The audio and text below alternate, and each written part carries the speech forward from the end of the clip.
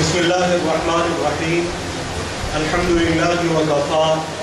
والصلاة والسلام على سيد الرسل وخاتم الأنبياء محمد وعلى آله وصحبه ومن والاه. أما بعد فأعوذ بالله من الشيطان الرجيم. النبي أولى بالمؤمنين من أنفسهم وأزواجه أمهاتهم. صدق الله العظيم وبلغنا رسوله النبي الكريم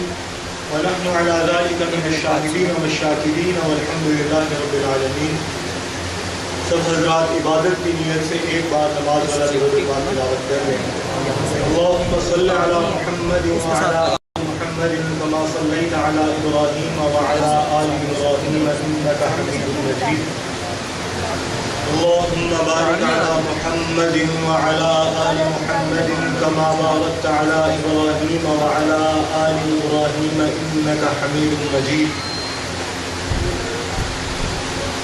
اللہ سبحانہ و تعالیٰ کا فضل اور کرم ہے کہ اس نے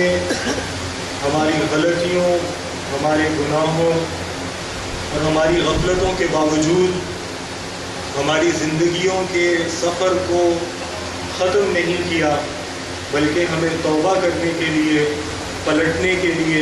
اللہ تعالیٰ کی طرف رجوع کرنے کے لیے، اعمال صالحہ کی مہلت دینے کے لیے زندہ رکھا اور باقی رکھا. اور آج حضور اقدس صلی اللہ علیہ وسلم کی ہجرت شریفہ کو 1442 سال گزر گئے اور نیا سال اسلامی شروع ہوا. اللہ سبحانہ و تعالیٰ سے دعا ہے کہ جس طرح اس نے اس نئے سال کے آغاز کو اقصائے عالم میں پھیلی ہوئی امت محمدیہ کے لیے خوشی کی خبروں کے ساتھ شروع کیا ہے، اللہ تبارک و تعالیٰ ان مسرتوں میں مزید برکت عطا فرمائے اور اس سال کو امت کی مشکلات کے خاتمے اور نصرتوں اور فتوحات کے فتح الباب کا سال بنائے. اور جس طرح ہم نے اپنی آنکھوں کو امت کی پریشانیوں میں روتے ہوئے دیکھا ہے، اللہ سبحانہ و تعالیٰ ہمارے بزرگوں کو امت کی کامیابیوں پہ ہنستا ہوا بھی ہمیں دکھائے اور وہ خوشیاں ہم دیکھیں جو ہم نے اپنی زندگی میں اب تک نہیں دیکھی. اللہ سبحانہ و تعالیٰ کے لیے سب کچھ آسان ہے، ان کے لیے سب ممکن ہے. کس نے سوچا تھا، کس اسباب کے کس گوشوارے میں ایسا ممکن نظر آتا تھا جو اللہ تبارک و تعالیٰ نے ہمیں دکھایا ہے. ہم اللہ سبحانہ و تعالیٰ کے دربار میں شکر کرتے ہیں اور اس امید کے ساتھ کہ اگر اس کے سامنے شکر کیا جائے تو وہ نعمت میں اضافہ فرماتا ہے. اللہ تبارک و تعالیٰ ان نعمتوں میں اضافہ فرمائے اور ہمیں اس کا مستحق بنائے. ایک بات جو خاص طور پر مجھے عرض کرنا ہے وہ یہ ہے کہ مسلمان اس آدمی کو کہتے ہیں یا اس امت کو کہتے ہیں، اس جماعت کو کہتے ہیں جس کے نزدیک دنیا میں اچھے اور برے کا فیصلہ ایک معیار پہ ہوتا ہے، جس معیار کا نام ہے حضرت محمد مصطفیٰ صلی اللہ علیہ وسلم. وہی چیز اچھی ہے جو حضور اقدس صلی اللہ علیہ وسلم کی ذات اقدس سے نسبت رکھتی ہے، منسوب ہے، آپ سے ثابت ہے. اور ہر وہ چیز جو آپ صلی اللہ علیہ وسلم کی ذات سے دور ہے، جتنی دور ہے اتنی زیادہ شر کی حامل ہے.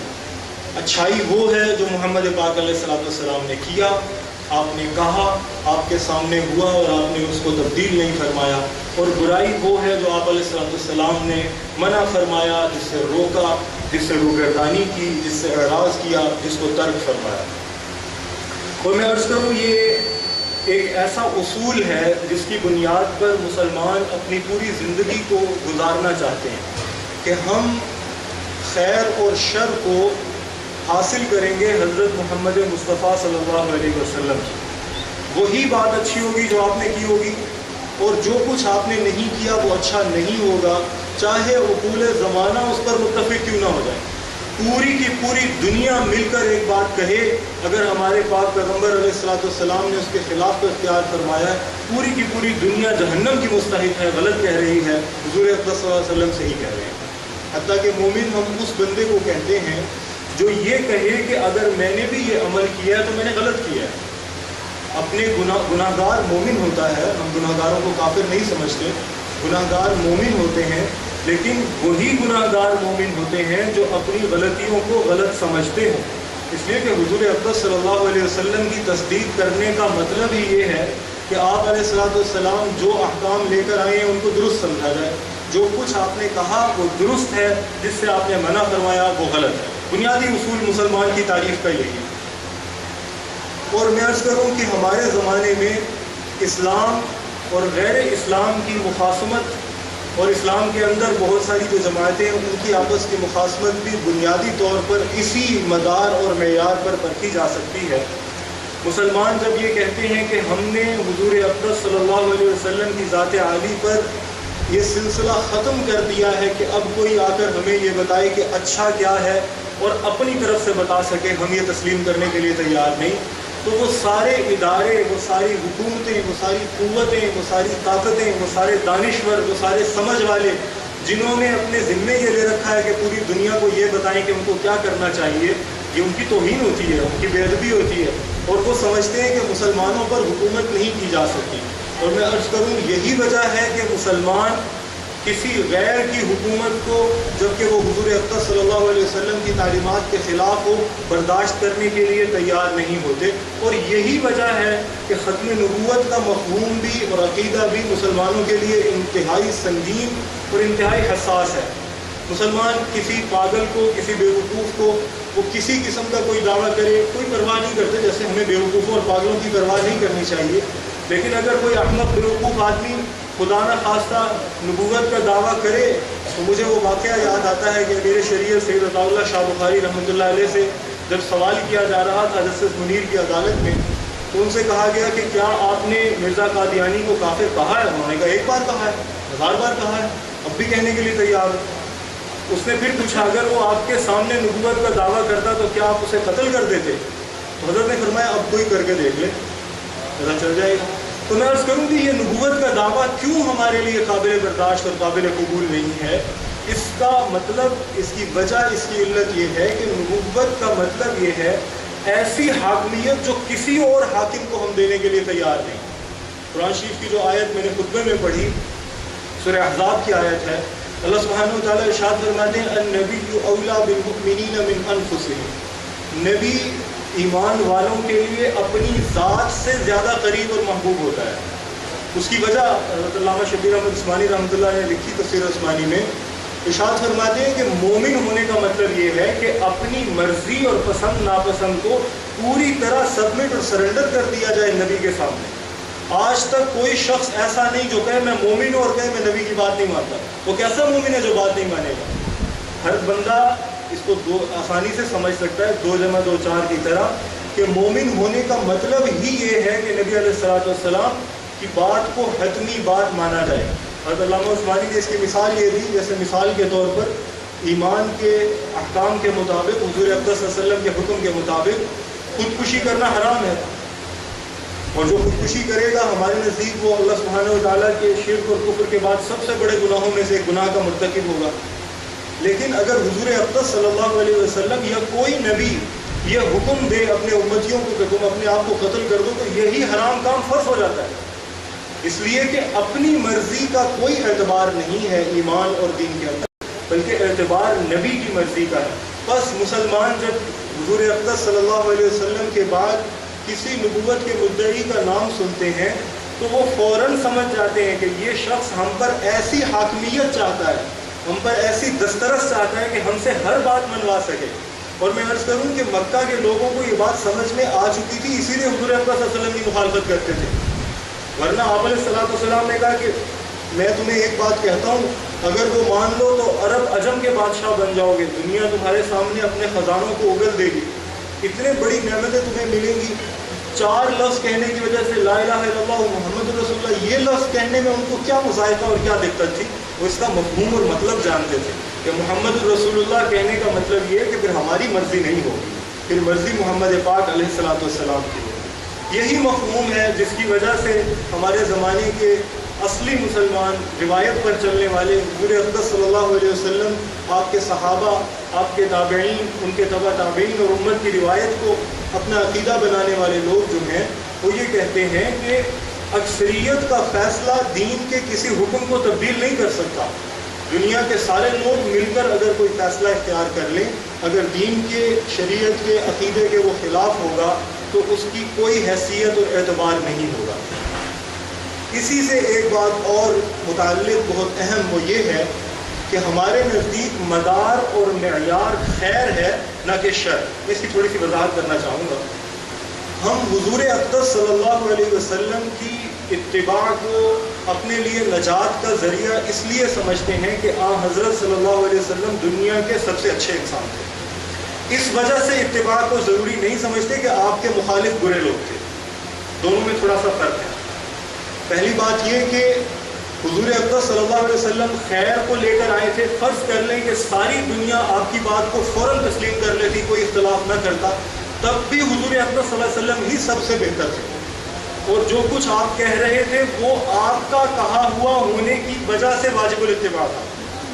جبکہ دوسری بات کہ حضور اقدس صلی اللہ علیہ وسلم کے زمانے میں بدماشی پھیل گئی تھی، لوگ بیٹیوں کو دفن کرتے تھے، لوگوں کو قتل کرتے تھے، دھوکہ کرتے تھے، ڈاکے مارتے تھے، ایک دوسرے کے ساتھ زیادتی کرتے تھے، چوری کرتے تھے، شراب پیتے تھے، جوا کھیلتے تھے۔ اس لیے حضور اقدس صلی اللہ علیہ وسلم جو باتیں کہہ رہے ہیں ان کو ماننا ضروری ہے۔ اس کا مطلب یہ ہوا کہ ہم نے حضور علیہ الصلوۃ والسلام کو ان کی ذات عالی کی وجہ سے قابل اتباع نہیں مانا، بلکہ ان کی اتباع کو ہم تلاش کر رہے ہیں، تشہیر کر رہے ہیں ان کے مخالفین میں سے۔ مسلمان ایسے نہیں سوچتے۔ مسلمان یہ کہتے ہیں کہ حضور اقدس صلی اللہ علیہ وسلم تو نبی تھے جبکہ آدم علیہ السلام کو پیدا بھی نہیں کیا گیا،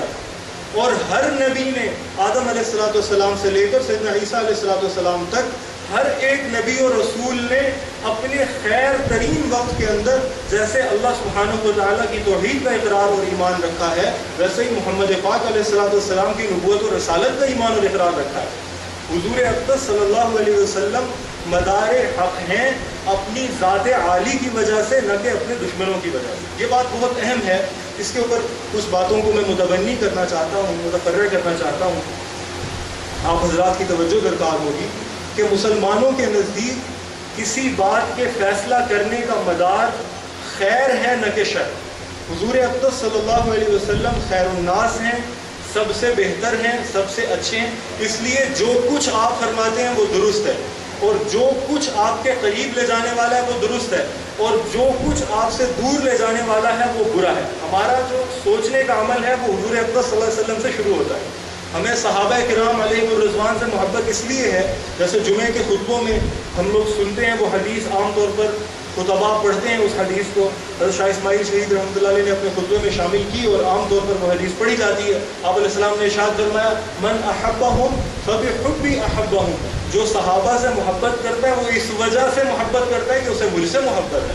ومن ابغضہم فببغضی ابغضہم، اور جس کو صحابہ سے نفرت ہے اس کی وجہ یہ کہ اسے مجھ سے نفرت ہے تو ان سے محبت نہیں کر پاتا۔ ہمارا تو دعویٰ یہ ہے کہ حضور اقدس صلی اللہ علیہ وسلم ہی وہ مقناطیس ہیں، وہی نقطہ مرکزی ہیں دائرہ وجود کا، جس کے گرد پوری دنیا کو گھومنا چاہیے، اور حضور اقدس صلی اللہ علیہ وسلم کی ذات عالی سے ہی مفاہیم خیر و شر کا کشید ہونا چاہیے اور ان کا ادراک ہونا چاہیے۔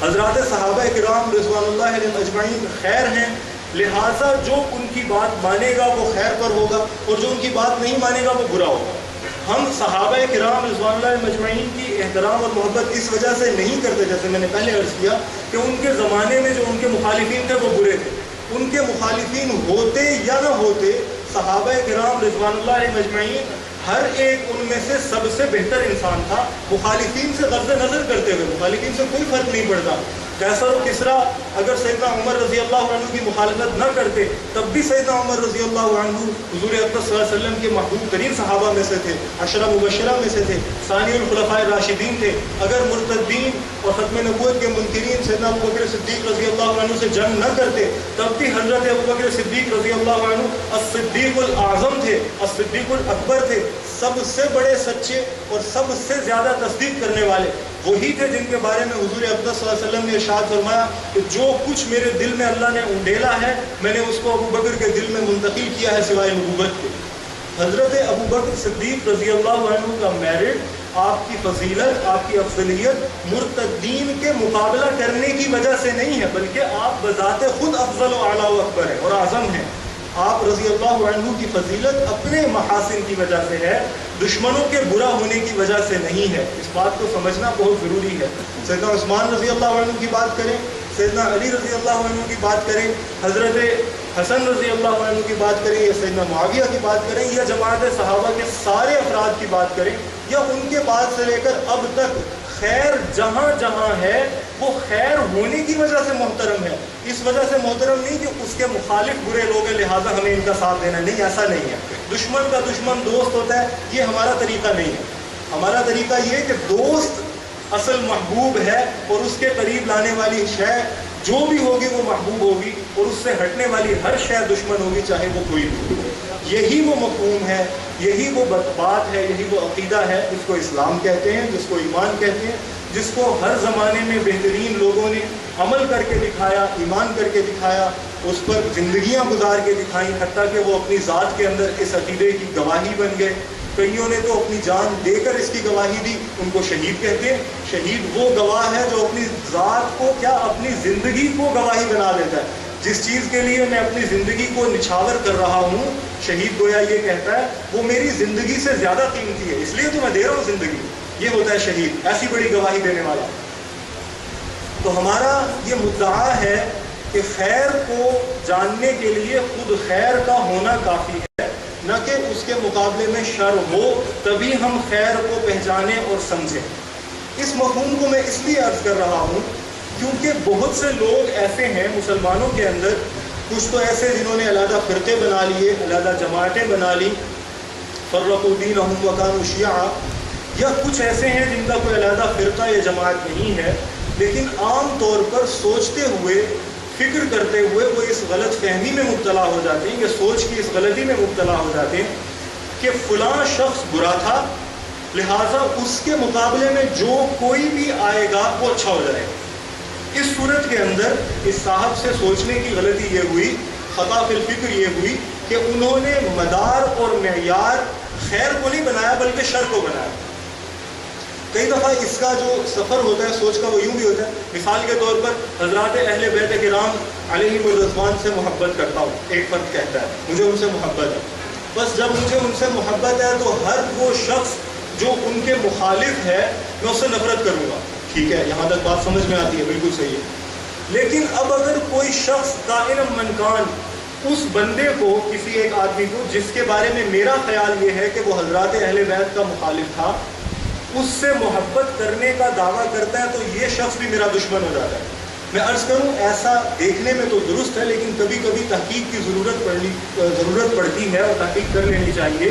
کہ جس شخص کو میں اہل بیت کا دشمن سمجھ رہا ہوں بالفرض والمحال،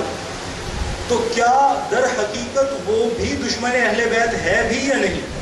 اس کی میں مثال دیتا ہوں۔ حضرات شیعہ جو ہمارے زمانے میں بہت بڑی جماعت ہیں، اور آج کل کے ایام ان کی طرف منسوب سمجھے جاتے ہیں، ان ایام پر ان کا اجارہ سمجھا جاتا ہے، ان حضرات کا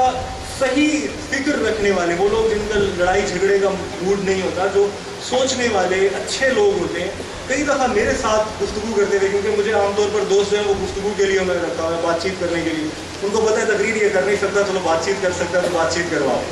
تو مجھے کئی دفعہ ایسا ہوا کہ سمجھنے والے شریف اچھے مزاج والے شیعہ دوستوں سے ملاقات ہوئی، تو مجھے ایک دوست بڑی حیرت کے ساتھ کہنے لگے، میرے ساتھ وہ کام کرتے تھے، پڑھاتے تھے کالج میں، انہوں نے کہا یہ کیسے ہو سکتا ہے کہ تم لوگ حضرت عمر سے محبت کرو؟ یہ کیسے ہو سکتا ہے کہ تم لوگ حضرت عمر سے محبت کرو جبکہ وہ ایسے ہیں اور ایسے، اور انہوں نے حضرات اہل بیت کے ساتھ یہ کیا؟ بڑے احترام کے ساتھ بیچارے کہہ رہے تھے، اور سنجیدگی سے وہ سمجھنا چاہ رہے تھے کہ کوئی آدمی کیسے حضرت عمر سے محبت کر سکتا ہے جبکہ وہ اہل بیت کے دشمن ہیں ان کی تعلیم کے مطابق، ان کے فکر کے مطابق۔ میں نے ان سے عرض کیا کہ حضرت، ہم حضرت عمر رضی اللہ عنہ سے اس وجہ سے محبت نہیں کرتے کہ وہ اہل بیت کے دشمن ہیں، خدا نہ خواستہ، اللہ کبھی نہ کرے کہ اس آدمی کی محبت ہمارے دل میں ایک ذرہ بھی آئے جس کے بارے میں ہمیں پتہ ہو کہ یہ اہل بیت سے نفرت کرنے والا ہے۔ ہم تو یہ اس وجہ سے محبت کرتے ہیں کہ ہم سمجھتے ہیں، ہمارا عقیدہ ہے، ہمارا ایمان ہے کہ سیدنا عمر رضی اللہ عنہ سے بڑھ کر اہل بیت کا احترام کرنے والا کوئی تھا ہی نہیں۔ نعرہ تکبیر، ہماری محبت عظمت مصطفیٰ، واہ عمر واہ، واہ حسین واہ۔ ہماری محبت کا مدار جو ہے وہ سیدنا عمر رضی اللہ عنہ سے اہل بیت کی محبت ہے، نہ کہ اہل بیت سے بیداری۔ ہمارا مدار جو ہے وہ خیر ہے، ہمارا مدار شر نہیں ہے۔ حضرت عمر رضی اللہ عنہ سے، حضرت ابو بکر سے، عثمان سے رضی اللہ عنہ سے، ان حضرات سے ہمیں محبت اس وجہ سے ہے کیونکہ ہمارا عقیدہ یہ ہے کہ ہمیں ان لوگوں کی وجہ سے حضرات اہل بیت سے جڑنا نصیب ہوتا ہے، نہ کہ ٹوٹنا نصیب ہوتا ہے۔ ایک روایت ہے، بڑے بڑے لوگ اس کو نقل کرتے ہیں، سند کے اعتبار سے میرے علم میں نہیں اس کی کیا حیثیت ہے، لیکن روایت فریق مخالف کے ذاکرین سے بھی سننے میں آتی ہے کہ ایک دفعہ حضرت حسین رضی اللہ عنہ نے آ کر سیدنا عمر رضی اللہ عنہ سے کہا تھا کہ تم جو ہو تم ہمارے ملازم اور ہمارے خادم اور ہمارے غلام ہو۔ حضرت عمر نے کہا تھا یہ بات مجھے لکھ کر دو، میں قبر میں لے کر جاؤں گا، اپنے ساتھ کفن میں رکھوں گا، یہ بات مجھے لکھ کر دو۔ مجھے نہیں پتا اس کی سند کیا ہے، لیکن یہ میں نے ایک ذاکر سے تقریر میں یہ سنی ہے۔ اگر مان لیتے ہیں اس کی سند درست نہیں ہے، تب بھی ہمارا عقیدہ یہ ہے کہ سیدنا عمر رضی اللہ عنہ نے ہمیشہ اپنے آپ کو رسول اللہ صلی اللہ علیہ وسلم کے گھر والوں کا خادم ہی سمجھا ہے۔ اور اس کی بڑی دلیل یہ ہے کہ حضرت علی رضی اللہ عنہ سے عرض کیا کہ کسی طرح مجھے اپنے خاندان سے جوڑ لو، آپ کی بیٹی جو سیدہ ام کلثوم ہے ان کا نکاح میرے ساتھ کر دو، میرے لیے دنیا کی سب سے بڑی عزت یہ ہوگی کہ میں تمہارے خاندان سے جڑ جاؤں۔ یہ سیدنا عمر رضی اللہ عنہ کا طرز عمل ہے۔ حضرت عمر رضی اللہ عنہ نے جو درجہ صحابہ کرام رضوان اللہ علیہم اجمعین میں اہل بدر کا رکھا تھا، جو سابقون الاولون میں سب سے اونچے درجے کی جماعت ہے، اہل بدر کا جو درجہ آپ علیہ السلام نے صحابہ میں رکھا تھا، حضرات حسنین کریمین رضی اللہ عنہما کو بھی اسی درجے میں رکھا تھا، کیونکہ آپ سمجھتے تھے کہ حضرات حسنین چاہے اہل بدر میں سے نہ صحیح، عمر میں چھوٹے صحیح، جس وقت حضور اقدس صلی اللہ علیہ وسلم کا انتقال ہوا تو حضرات حسنین کی عمر زیادہ نہیں تھی، 10 برس تھی، 6 برس تھی، 7 برس تھی، مختلف روایات کے مطابق، لیکن فضیلت میں اور درجے کی اونچائی میں اور رتبے کی بلندی میں ان کا مقابلہ کون کر سکتا ہے؟ اہل بیت نبوت، ہم مسلمان آج تک 1400 سال بعد تک نماز میں درود شریف پڑھتے ہیں تو کہتے ہیں اللہم صلی علی محمد وعلی آل سیدنا محمد۔ اپنے پیغمبر علیہ السلام کو جیسے ہم ہر نماز میں نہیں بھولتے، ان کی آل کے لیے ہم دعا کرنا نہیں بھولتے۔ آج تک کوئی بندہ سب سے زیادہ منفعت والا کام جو ہے وہ جھوٹا سید بننا ہے، بندہ جھوٹا سید بن جائے ماشاءاللہ روزی روٹی لگ جاتی ہے۔ آج تک اس وجہ سے روٹی لگتی ہے کہ مسلمانوں کو اہل بیت نبی سے محبت ہے، اس محبت کی وجہ سے ہی احترام کرتے ہیں، اس محبت کی وجہ سے ہی تعلق رکھتے ہیں۔ تو میں عرض کروں کہ یہی وہ مدار ہے، یہی وہ اصول ہے جس کی وجہ سے بہت ساری باتیں سمجھ لینی آسان ہو جاتی ہیں۔ ہمارا مجلس ذکر حسین کا جو تقریباً 50 برس کا یہ سلسلہ ہے، اس کے اندر خاص طور پر سیدنا حسین رضی اللہ عنہ کی ذات عالی جو ہے اور آپ کی مظلومانہ شہادت جو ہے، جو 10 محرم کے روز پیش آئی اور جس کے نتیجے میں امت کے اندر حزن و الم کی، ملال کی ایسی کیفیت پیدا ہوئی جس نے آج تک ختم نہیں ہوئی، جس نے آج تک واپسی کا نام نہیں لیا۔ اور حزن و الم سے بڑھ کر یہ بات جو افسوسناک ہے کہ اس واقعے کے نتیجے میں امت کے اندر ایک ایسا تفریقہ پیدا ہوا، ایک ایسا تحزب ہوا، ایک ایسی تفریق ہوئی، ایک ایسی پارٹی بندی ہوئی جس کی وجہ سے امت کبھی ایک طرف یکسو ہو کر کھڑے ہونے کے لیے تیار نہیں ہوتی۔ مثال کے طور پر افغانستان پر 2001 میں حملہ ہوا، ایران نے امریکہ سے شدید نفرت اور مخاصمت کے باوجود افغانستان کی ٹوٹی حکومت کو کرنسی فراہم کی تاکہ وہ امریکہ کے ایجنٹ ہوتے ہوئے اپنے فوجیوں کو تنخواہ دے سکیں۔ اس کے پس منظر میں کیا تھا؟ کیونکہ ایرانی سمجھتے تھے کہ جو افغانستان کے اصل حکمران ہیں، جو یہاں کے لیجیٹمیٹ وارث ہیں، وہ چونکہ ہمارے عقیدے پر نہیں ہے لہٰذا امریکہ ان کے مقابلے میں بہتر ہے۔ مثال کے طور پر عراق میں،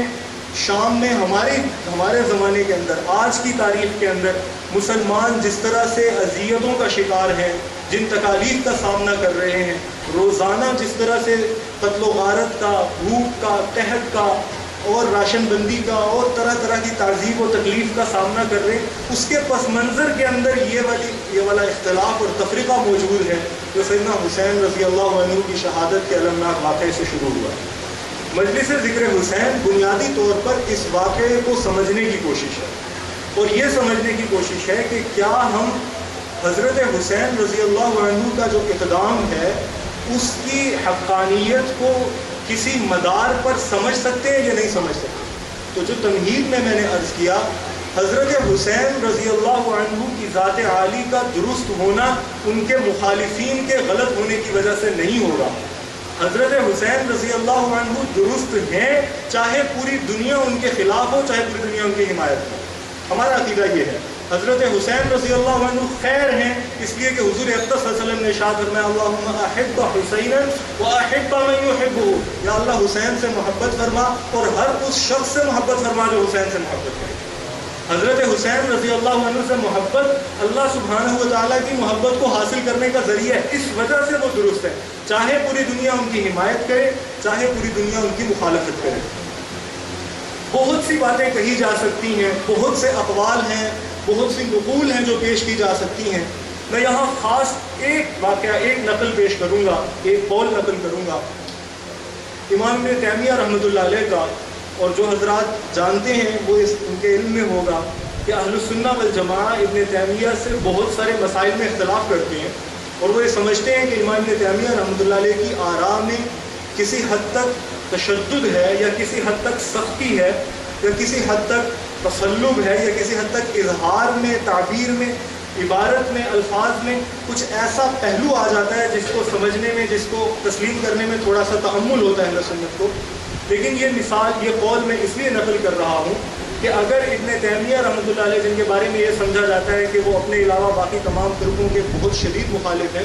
ان کا نقطہ نظر یہ ہے تو ہم عام سنی لوگ جو حضرت حسین رضی اللہ عنہ سے محبت کی بنیاد پر اپنی شناخت کو ثابت کرنا چاہتے ہیں، ان کا نقطہ نظر تو اس سے بھی کہیں زیادہ اچھا ہوگا.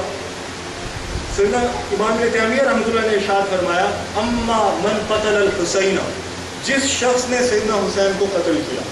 او اعان علی قتلہ، یا اس قتل میں اعانت اور تعاون کیا، او رضی بذالک، یا اس قتل میں شریک نہیں ہوا، قتل کیا نہیں لیکن اس قتل پر راضی ہے، چاہے وہ آج کے زمانے میں، چاہے آئندہ زمانوں میں ہے، چاہے اس زمانے میں، جو شخص بھی اس قتل پر راضی ہے فعلیہ لعنت اللہ والملائکۃ والناس اجمعین، اس پر اللہ کی لعنت، اس پر فرشتوں کی لعنت اور سارے کے سارے لوگوں کی لعنت، اور اللہ سبحانہ و تعالیٰ کی رحمت کا کبھی مستحق نہیں ہو سکتا. سیدنا حسین رضی اللہ عنہ کی ذات عالی کو پہنچنے والی کوئی تکلیف جسد ایمان پر اور ہر مومن کے دل پر پہنچنے والی تکلیف ہے، اس کے اندر کوئی دو رائے نہیں. لیکن بات کو مزید تھوڑا سا واضح کرنے کی ضرورت ہے. ہمیں اصل میں جو بات پریشان کرتی ہے یا سوچنے پر مجبور کرتی ہے، جس کے بارے میں ہم گفتگو کرنا چاہتے ہیں، جس کے بارے میں ہم دوستوں کو متوجہ کرنا چاہتے ہیں، جس کے بارے میں ہم چاہتے ہیں کہ دوست کوئی بات کہہ سکیں، یا جو باتیں کہی جا چکی ہیں ان پر ہمیں اطمینان اور تسلی نہیں ہوتی، وہ بات یہ ہے کہ سیدنا حسین رضی اللہ عنہ کی ذات عالی تو ایسی ذات ہے جن سے آج 1442-43 برس بعد مسلمان ایسی محبت کرتے ہیں. فرض کر لیں کہ اگر سیدنا حسین رضی اللہ عنہ کی ذات عالی آج کہیں کسی مصیبت میں گھری ہوئی ہمیں نظر آئے تو ہم کعبہ شریف سے بڑھ کر ان کا تحفظ کریں گے. ہم اپنی سعادت کا آخری درجہ سمجھیں گے کہ ہماری ذات عالی ان پر فدا ہو جائے، ہمارے سارا وجود اور سارا جسم ان پر فدا ہو جائے. ہم تو اپنے لیے سعادت کا آخری درجہ اس بات کو سمجھیں گے. کیا بات ہے اور کیا وجہ ہے کہ سیدنا حسین رضی اللہ عنہ کو 61 ہجری کے اندر حضور اقدس صلی اللہ علیہ وسلم کے انتقال کے صرف 50 برس بعد، جبکہ آپ سے تربیت پانے والے لوگ موجود تھے جنہوں نے حضور اقدس صلی اللہ علیہ وسلم کی آنکھوں کو دیکھا تھا، جنہوں نے حضور اقدس صلی اللہ علیہ وسلم اور جبریل کی سرگوشیوں کی بھنبھناہٹ کو سنا تھا، وہ لوگ موجود تھے، اور حضرت حسین رضی اللہ عنہ کو شہید کر دیا گیا. اور شہید کرنے کے بعد یہ ہوا کہ آپ کا بدلہ اور انتقام لینے کے لیے بھی یہ لوگ ہمیں سامنے نظر نہیں آتے. کیا وجہ ہے؟ اصل سوال ہے یہ، جس کی وجہ سے ہم لوگ بیان کی ہوئی باتوں کو سمجھنے کی کوشش کرتے ہیں اور اطمینان نہیں ہوتا ہمیں. اس کا سب سے آسان جواب جو دیا جاتا ہے وہ ایک فرقے کی طرف سے، آپ سب لوگ جانتے ہیں، وہ کہتے ہیں کہ وجہ یہ تھی کہ حضور علیہ السلام کے انتقال کرتے ہی سارے لوگ کافر ہو گئے تھے اور کوئی بھی آپ علیہ السلام کے دین پر نہیں رہا تھا، اسی لیے ساروں نے مل کے مار دیا. میں عرض کروں کہ یہ بات مان لی جاتی، تسلیم کر لی جاتی، لیکن ہمارے زمانے تک دین کے اندر قیام کا، دین کے اندر ثبات کا، دین کے اندر استقامت کا جو تسلسل ہے وہ اس بات کو تسلیم کرنے میں رکاوٹ ہے. آج 1400 برس بعد افغانستان کے کمزور ایمان والے لوگوں کو اس دین نے ایسی حرارت دی ہے کہ وہ 20 سال تک فاسقوں کو برداشت نہیں کر سکے، جانوں کی قربانیاں دیتے رہے، ایک ایک گھر سے 10 لاشیں اٹھواتے رہے، برداشت نہیں کیا، لڑتے رہے ہیں، قتل ہوتے رہے ہیں، شہید ہوتے رہے ہیں۔ حضور اقدس صلی اللہ علیہ وسلم کی اپنی تربیت دی ہوئی جماعت کے اندر اتنی حرارت نہیں تھی، یہ کیسے ہو سکتا ہے؟ یہ کیسے ہو سکتا ہے؟ یہ سمجھ میں نہیں آتی یہ بات۔ حضور اقدس صلی اللہ علیہ وسلم کا دین اتنا پاورفل ہے، ایسا زبردست چارجنگ کرتا ہے کہ کشمیر کے اندر 70 سال سے جانے دے رہے ہیں، فلسطین کے اندر 73 سال سے جانے دے رہے ہیں، اور پوری دنیا کے اندر کون سی جگہ ہے جہاں پر کفر اور اس کے لاؤ لشکر کو آرام سے بیٹھنے دیا ہے؟ تیرے دشمن نے جب بھی کبھی صبح دم آنکھ کھولی تو دیکھا مقابل تھے ہم۔ کون سی جگہ ہے جہاں پر اہل ایمان نہیں کھڑے ہوئے؟ کس جگہ پر قیام نہیں ہے، کس جگہ پر ثبات نہیں ہے، استقامت نہیں ہے، قربانی دینے کے لیے آمادہ نہیں؟ ہم جیسے منافق نہ صحیح، لیکن اہل ایمان موجود ہیں، اپنی جانیں قربان کر رہے ہیں، اپنی آبرو کو قربان کر رہے ہیں، اپنی مال کو قربان کر رہے ہیں، جو ہو سکتا ہے بن پڑ رہا ہے۔ مجھے یاد پڑتا ہے ہمارے استاد تھے، بہت کمزور تھے، وہ کہتے میں جہاد کروں گا، خود ہو گئے۔ میں نے کہا سر جی آپ کیسے جہاد کریں گے؟ انہوں نے کہا اور کچھ نہ ہو سکا میں دانتوں سے کاٹ لوں۔ یہ ایمان ہے نا، یہ حضور اقدس صلی اللہ علیہ وسلم کی تجلی نبوت ہے جو آج موجود ہے۔ کیسے تصور کر لیا جا سکتا ہے کہ حضور اقدس صلی اللہ علیہ وسلم کے زمانے میں یہ نہیں تھی؟ آپ علیہ السلام کے انتقال کے بعد نہیں تھی، آپ کے صحابہ آپ کی تربیت دیے ہوں میں نہیں تھی، اور ہم 1400 سال بعد والوں میں موجود ہے اور نظر آ رہی ہے اور چلتی پھرتی ہم اپنی آنکھوں سے اسے دیکھ سکتے ہیں۔ اور آج 2021 کے اندر ہم نے دیکھ لیا کہ مادہ، اسباب، طاقتیں، قوتیں، ادارے، فوجیں اور ہتھیار اور اسلحے ایمان کو نہیں شکست دے سکتے، ہم نے دیکھا۔ تو یہ کیسے ہو سکتا ہے کہ حضور اقدس صلی اللہ علیہ وسلم کے زمانے کے لوگوں کو اس بات کا پتہ نہیں تھا؟ یہ تو ناممکن بات ہے، یہ تو تسلیم کی نہیں جا سکتی، یہ تو بالکل ناممکن ہے، یہ تو ہو نہیں سکتا۔ دوسرا جواب یہ دیا جا سکتا ہے مثال کے طور پر، یہ بھی بہت سارے لوگوں نے دیا ہے اور اس جواب پر بھی ہمیں اطمینان نہیں ہے، لیکن جواب سن لیجیے۔ جواب یہ ہے کہ حضرت حسین رضی اللہ عنہ کی شہادت کے وقت حکومت کا جبر، حکومت کا کنٹرول اور تسلط ایسا بھرپور تھا کہ لوگ بالکل بندھے ہوئے تھے، ہاتھ پاؤں نہیں ہلا سکتے تھے۔ میں عرض کروں کہ جن لوگوں نے پولیٹیکل سائنس تھوڑی سی پڑھی ہے، سیاسیات کا جو علم ہے اس کو تھوڑا سا پڑھا ہے، وہ جانتے ہیں اس بات کو کہ جتنا جبر اور جتنا کنٹرول ہمارے زمانے کی حکومت کے پاس ہے، اتنا کنٹرول تاریخ انسانی میں کسی حکومت کے پاس نہیں تھا۔ تاریخ انسانی کے اندر کسی کو اتنی طاقت کسی حکمران کو حاصل نہیں ہوئی۔ ہماری ہر بات جو میں بیت الخلاء میں بیٹھ کے بھی کرتا ہوں نا، اس کو بھی امریکہ سن سکتا ہے۔ اس وقت جو میں آپ یہاں بیٹھ کر بات کر رہے ہیں، تقریر کر رہے ہیں، امریکہ والے اس کو دیکھ بھی سکتے ہیں، سن بھی سکتے ہیں، اور اپنے پاس بیٹھے ہوئے ایک بٹن کو دبائیں تو ہم سارے مر جائیں، یہ کر سکتے ہیں۔ وہ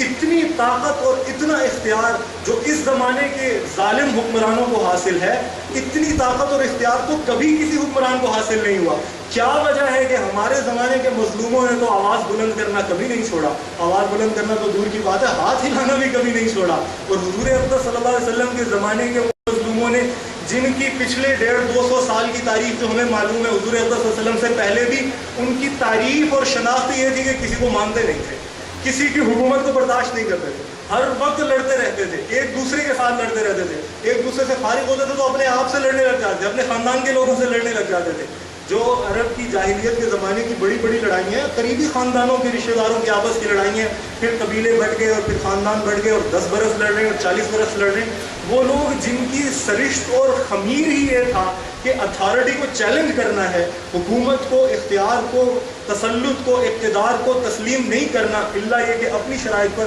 ان کے بارے میں یہ تصور کرنا کہ وہ ڈر گئے تھے، ان کے بارے میں یہ سمجھ لینا کہ وہ کنٹرول ہو گئے تھے یا مینج ہو گئے تھے، یہ بات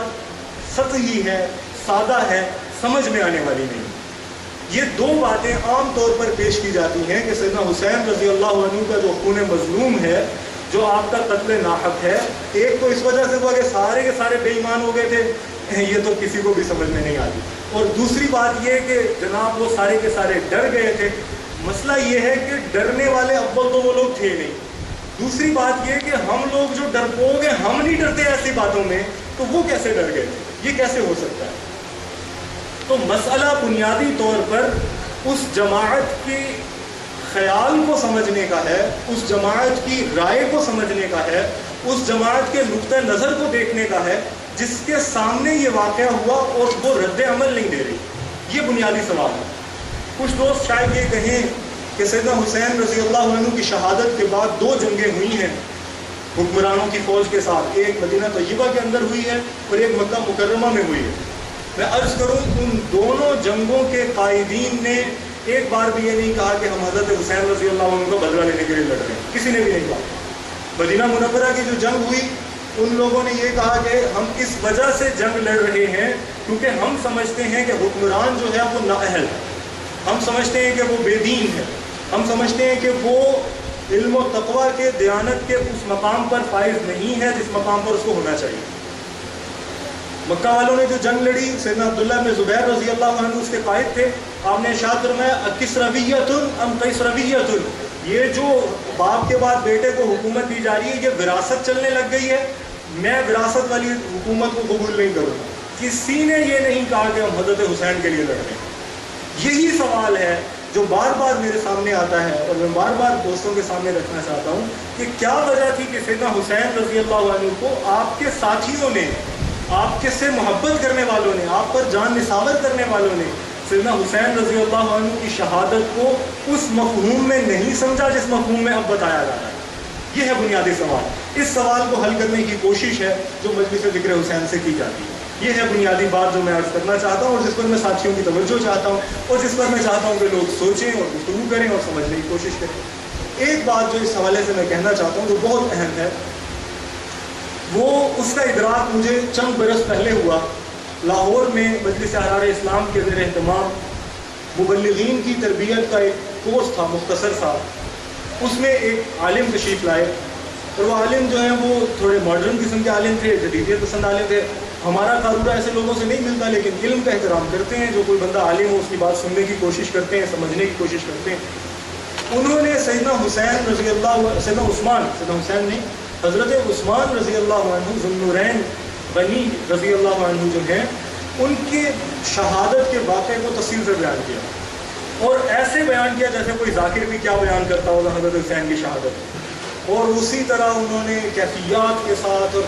تفاصیل کے ساتھ اور پھر یہ ہوا اور پھر آواز آئی اور پھر وہ ہوا، ایسے کر کے انہوں نے سنایا۔ اب ظاہر ہے اگر کوئی مومن ہے تو اسے سیدنا حسین کی شہادت پر بھی غم ہوگا اور حضرت عثمان کی شہادت پر بھی غم ہوگا۔ تو میں اس مجلس میں بیٹھ کے سن رہا تھا، میرے آنسو بہ رہے تھے اور بہنے بھی چاہیے۔ حضرت عثمان رضی اللہ عنہ کی شہادت پر بھی ویسے ہی آنسو بہنے چاہیے جیسے سیدنا حسین کی شہادت پر بہنے چاہیے۔ جب گفتگو ختم ہوئی تو میں نے ان صاحب سے عرض کیا کہ یہ آپ جو روایات بیان کر رہے تھے ان میں سے بہت سی ایسی ہیں جو قطعی طور پر جھوٹ ہے، ان کے بارے میں سب کو پتہ ہے کہ یہ ایسے نہیں ہوا تھا اور وہ جڑ نہیں رہی ہیں ایک دوسرے کے ساتھ، ایک بات آپ یہ کر رہے ہیں ایک آپ یہ کر رہے ہیں۔ انہوں نے کہا وہ ٹھیک ہے لیکن میں چاہتا ہوں کہ ہمیں ایسے روایات بیان کرنی چاہیے اور یہی کرنا چاہیے، ہمیں ایسے ہی مجالس شروع کر دینی چاہیے جیسے مجالس ہوتے ہیں۔ میں نے ان سے عرض کیا کہ مجھے اس کے اندر ایک تأمل ہے جو میں آپ کے سامنے اب عرض کرنا چاہتا ہوں۔ جو تأمل مجھے اس میں ہے وہ یہ ہے کہ کیا اس کے نتیجے میں ایسا تو نہیں ہوگا کہ ہم خیر القرون سے ہی بدظن ہو جائیں،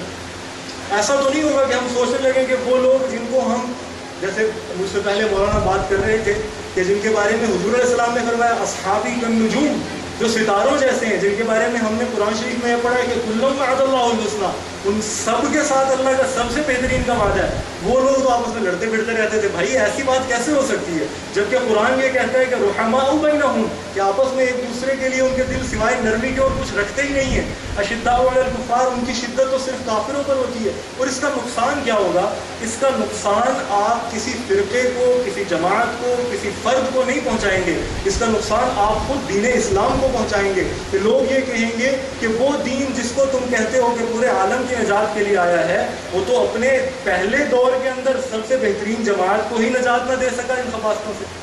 تو یہ طریقہ درست نہیں، اور اس کی وجہ یہ ہے اور اس کی ایک بڑی روشن مثال یہ ہے، پچھلے دنوں ایک خفیہ طور پر سروے ہوا، ظاہر ہے کہ وہ سروے جو ہے اس کی میں حقیقت کو تسلیم کرنے کے لیے تیار نہیں ہوں، لیکن ایک انڈیکیٹر، ایک اشارہ ضرور ہے کہ دنیا میں سب سے زیادہ ملحد اپنے آپ کو مسلمان کہلانے والے ایران میں پائے جاتے ہیں۔ اس کی وجہ یہ ہے کہ ان کا جو آفیشیل نیریٹو ہے، جو سرکاری بیانیہ ہے اس عقیدے کا، وہ یہ کہ حضور علیہ السلام جو دین لائے تھے وہ تو اسی وقت ہی کولیپس کر گیا تھا، نہیں چل سکا۔ تو لوگ کہتے ہیں جب حضور علیہ السلام کا دین اس وقت نہیں چل سکا تو اب کیسے چلے گا؟ لہٰذا مجھے ماننے کی کیا ضرورت ہے؟ لہٰذا الحاد کے پاس جانے والے لوگ، منزل الحاد تک پہنچنے والے لوگ سب سے زیادہ جس دروازے سے گزر کر جاتے ہیں اس کا نام تشیع ہے۔ اس لیے کہ تشیع، ہم لوگوں کی تشیع سے لڑائی کوئی ان سے ہماری جائیداد کی لڑائی تو نہیں ہے، ہم کوئی انہوں نے ہمارے مال پر قبضہ کر لیا ہو جو ہم ان سے چھنوانا چاہتے ہو. ہم انہیں یہ کہتے ہیں کہ جو بات تم کر رہے ہو اس کے نتیجے میں خود حضور اقدس صلی اللہ علیہ وسلم سے اعتماد اٹھے گا. سیدنا امام مالک رحمۃ اللہ نے یہی تو ارشاد فرمایا کہ جو شخص حضرات صحابہ کرام کی اخطاء اور عیوب بیان کرتا ہے وہ اصل میں یہ کہنا چاہتا ہے کہ حضور اقدس صلی اللہ علیہ وسلم نا اہل استاد تھے معاذ اللہ، لہٰذا ان کا لایا ہوا دین معتبر نہیں ہے. حضرات صحابہ کے ساتھ، جیسے میں نے خطبے کے شروع میں عرض کیا، حضرات صحابہ سے ہمارا تعلق محمد پاک علیہ السلام کی وجہ سے ہے. ہمارا ان سے کیا تعلق تھا، ہم ان کو کیا جانتے تھے؟ وہ تو ہمارے سرور، ہمارے آقا و مولا کے فدائی ہو گئے تو ہم ان کے فدائی کریں نا. جیسے آپ نے فرمایا فَبِحُبِّ أَحَبَّهُمْ، مجھ سے محبت کرنے کی وجہ سے ان سے محبت ہوتی ہے، اور بھی بغضِ أَبْغَضَهُمْ، اور ان سے جو نفرت ہوتی ہے وہ بھی محمد پاک علیہ السلام سے نفرت کی وجہ سے ہوتی ہے. تو میں عرض کروں کہ ان واقعات کو سمجھنے کے لیے اور بیان کرنے کے لیے اور ان میں رائے رکھنے کے لیے اور رائے دینے کے لیے کم از کم اتنی احتیاط ضرور کر لی جائے کہ کہیں ہم خود عمارت اسلام کو ڈھانے کے درپے تو نہیں ہو رہے، کہیں ایسا تو نہیں ہو رہا کہ ہم اپنا غصہ نکالنے کے لیے کہ فلانا ایسا تھا اور فلانا ایسا تھا، ایسا تو نہیں کہ ہم یہ کہہ رہے ہوں کہ ایمان اور اسلام جو ہے اس کی کوئی حقیقت اور حیثیت ہی نہیں ہے. ایک دفعہ ایک دوست جماعت اسلامی سے تعلق رکھنے والے میرے پاس آئے اور مولانا مودودی اللہ ان کی مغفرت فرمائے، مسلمان عالم تھے، ان کی غلطیاں اپنی جگہ، ان کی کتاب خلافت و ملوکیت کے بارے میں مجھ سے مناظرہ اور مباحثہ کرنے لگے کہ حضرت حضور اقدس صلی اللہ علیہ وسلم جو دین لائے تھے، جو خلافت کا نظام لائے تھے، وہ تو 30 سال بعد ختم ہو گیا تھا. میں نے کہا اچھا ختم ہو گیا، کہ اس سے کیا بحث کروں، اتنی بیوقوفی کی بات ہے، کیا میں اس سے بات کروں. میں نے بات کو مختصر کرنا چاہا، میں نے کہا اچھا ختم ہو گیا تھا تو حضور علیہ السلام کا اللہ سے تائید یافتہ وحی پر مبنی نظام 30 سال نہیں چل سکا. جماعت اسلامی جو اسلامی نظام قائم کرنا چاہتی ہے وہ کیسے چلے گا اور کیسے قائم ہوگا؟ تمہاری جد و جہد تو بکواس ہے اللہ کے بندے، تم کر کیا رہے ہو؟ جاؤ جا کے گھر میں بیٹھو، کھاؤ پیو. جب حضور علیہ السلام کا نظام 30 سال نہیں چلا تو تمہارا تو کبھی آئے گا ہی نہیں. سیدھی سی بات ہے نا. کوئی شخص یہ کہتا ہے کہ حضور اقدس صلی اللہ علیہ وسلم کی جد و جہد آپ کی جماعت کے اندر، آپ کی تربیت یافتہ لوگوں کے اندر، وہ خلافت 30 سال میں ختم ہو گئی تھی اور اس کے بعد ملک عزوز تھا، کاٹ کھانے والی بادشاہ تھی، ایسے تھے اور ویسے تھے اور یہ برائی تھی اور وہ برائی تھی. میں اس سے یہی عرض کرتا ہوں کہ حضرت پھر آپ کی اور میری محنت کا کیا جواب ہے؟ پھر کسی کو اسلامی نظام کے لیے خواہ وہ جمعیت علماء اسلام ہو یا تبلیغی جماعت ہو یا مجلس احرار اسلام ہو یا قائم منکان پورے عالم اسلام کا کوئی فرد ہو جو اسلام کے نفاذ کی آہیں بھرتا ہے اور کہیں سے اس کو ہوا کا ٹھنڈا جھونکا آتا ہے تو اس کی باتیں کھل جاتی ہیں جیسے ہماری کھلی ہوئی ہیں آج کل، وہ کیوں خوش ہوتا ہے جبکہ حضور اقدس صلی اللہ علیہ وسلم کا دین اور آپ کا نظام 30 برس نہیں چل سکا؟ تو یہ وہ نکتے ہیں، یہ وہ بنیادی باتیں ہیں جن کو سمجھنا بہت زیادہ ضروری ہے. رہا معاملہ یزید ابن معاویہ کا، میں آج صبح مطالعہ کر رہا تھا،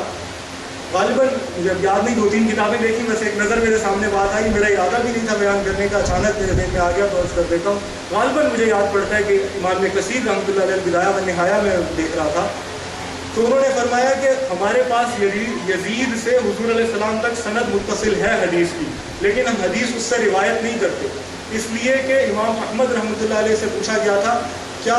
یزید سے روایت کی جائے گی؟ آپ نے فرمایا تھا لا یروا ولا کرامتا، نہ تو اس سے روایت کی جائے گی اور نہ یہ کوئی عزت کی بات ہے. کھلم کھلا میں عرض کرنا چاہتا ہوں کچھ باتیں. آپ ہمارے امام سید ابو معاویہ بزرگ بخاری رحمۃ اللہ علیہ نے بار بار ارشاد فرمایا،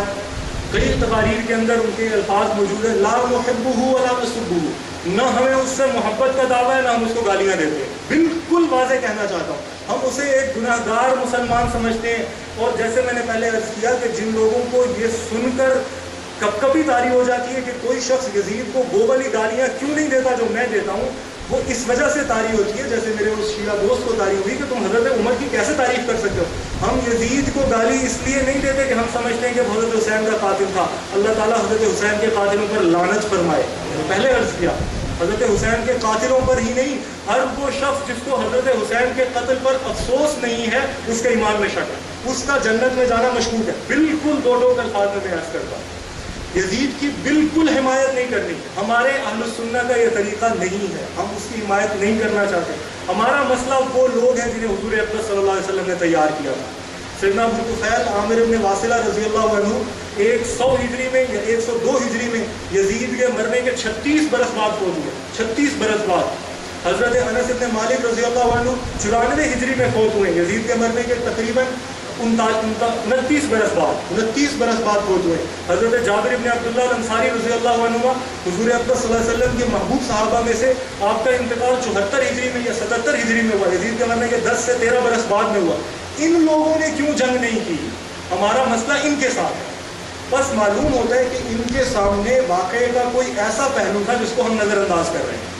جس کو ہم اپنے سامنے نہیں رکھ رہے، جس کو ہم دیکھ نہیں رہے، جس کی نظر اندازی کی وجہ سے نقصان ہوتا ہے، اور لوگ یہ کہتے ہیں اور کہنے والے اس کو تسلیم کر لیتے ہیں، اور پھر اس گمراہی کا دروازہ کھلتا ہے جس نے امت کو دو لخت کر رکھا ہے کہ جناب حضرات صحابہ کرام رضوان اللہ علیہ مجمعین جو ہیں، یا تو معاذ اللہ وہ مرتد ہو گئے تھے، یا معاذ اللہ وہ ڈرپوک اور بزدل تھے، ان کے اندر اختیار اور صلاحیت نہیں تھی، یا تیسری بات پھر کوئی اور ہے۔ میں عرض کروں وہ تیسری بات کیا ہے، اس کو سمجھنے کی کوشش اس ممبر سے کی جاتی ہے بنیادی طور پر۔ وہ تیسری بات شاید ایسا ہو کہ حضرت حسین رضی اللہ عنہ کی شہادت کو ایک حادثہ سمجھا گیا اور یہ تصور کر لیا گیا ہو کہ جن لوگوں نے شہید کیا وہ ظالم اور بدماش تھے، اور ان کے براہ راست جو اس کام کے مرتکبین تھے، اس فعل شنیع کو کرنے والے تھے، ان کو سزا تو دینی چاہیے، لیکن اس کا ذمہ دار حکومت کو نہیں قرار دیا جا سکتا۔ شاید کسی نے ایسا سوچا ہو اور اسی وجہ سے اس نے حکومت کے خلاف جنگ نہ کی ہو، اور یا حکومت کے خلاف جنگ کرتے ہوئے یہ نعرہ نہ لگایا ہو کیونکہ وہ یہ سمجھتا ہو کہ حکومت کا اس میں قصور نہیں ہے۔ اور جیسا کہ یہ بات ثابت ہے کہ کسی شیعہ یا سنی روایت کے اندر، شیعہ یا سنی کسی روایت کے اندر بہت بڑا دعویٰ ہوتا ہے یہ، اتنی کتابیں کس نے دیکھی ہیں، کتنے لوگ ہیں، پتہ نہیں کتنی ان میں سے صحیح سندیں ہیں، کتنی ان میں سے ضعیف ہیں، یہ دعویٰ کرنا کہ جناب کسی شیعہ یا سنی روایت میں، لیکن لوگوں نے اس پہ محنت کی اور انہوں نے دعویٰ کیا، تو میں نقل میں یہ دعویٰ کر دیتا ہوں، کسی شیعہ یا سنی روایت میں ایسی دلیل نہیں ہے جس کے اندر یزید نے کہا ہو کہ قتل کرو، کہیں نہیں ہے۔ ایسی روایات موجود ہیں، میں عرض کر رہا ہوں پوری وضاحت کے ساتھ، جن کے اندر یہ بات نقل کی گئی اور روایات کو رد کیا گیا سند کی بنیاد پر، متن کی بنیاد پر، کہ یزید کو جب یہ خبر پہنچی تو وہ خوش ہوا تھا۔ ایسی روایات ہیں، میں ایسے اس کا انکار نہیں کرتا، ایسی روایات ہیں، ان روایات کو رد بھی کیا گیا، بلکہ ایک روایت کے اندر وہ شعر بھی نقل کیے گئے ہیں جن کے اندر یہ کہا جاتا ہے کہ یزید کو جب پتہ چلا تو اس نے کہا کہ آج میں نے بدر کے اندر اپنے دادوں پردادوں کے قتل جو ہوئے تھے ان کا بدلہ لیا ہے۔ جو بندہ یہ بات کرتا ہے اس سے بڑا کافر کون ہو سکتا ہے؟ جو کافر مقتولوں کا بدلہ نبی علیہ السلام کے نواسے کو قتل کر کے لے رہا ہو۔ پھر سوال یہ پیدا ہوتا ہے کہ ہمارے امام تو امام ابو حنیفہ ہیں، انہوں نے کافر کیوں نہیں کہا؟ وہ تو خود کوفہ کے رہنے والے تھے، حضرت علی رضی اللہ عنہ کے شاگردوں کے شاگردوں کے شاگرد تھے، سیدنا عبداللہ بن مسعود رضی اللہ عنہ کے شاگردوں کے شاگردوں کے شاگرد تھے، حضرت حسن و حسین کو جن لوگوں نے دیکھا تھا انہی کی اولاد